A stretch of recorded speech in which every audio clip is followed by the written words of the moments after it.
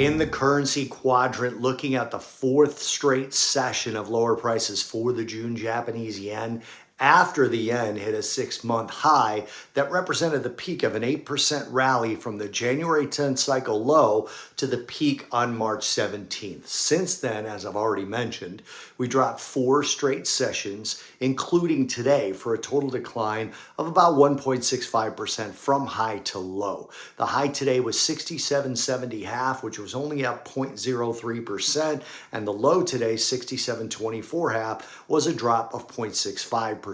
That high versus low dynamic represents a straight down session for the most part. And as we hit the New York cash close, which is pre-FOMC rate decision in the US, the yen is still down 0.47%. Clearly, any unusual FOMC headlines could affect the yen future from here.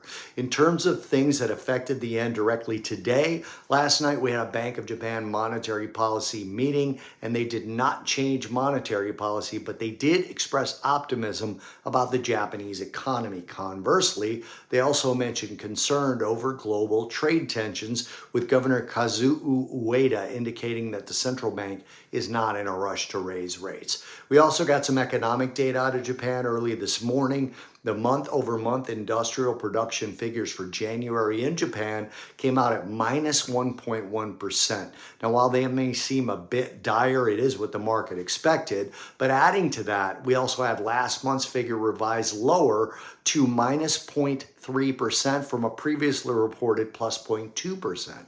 That's a 50 basis point swing and could certainly have contributed to the weakness that we saw in the yen through most of today.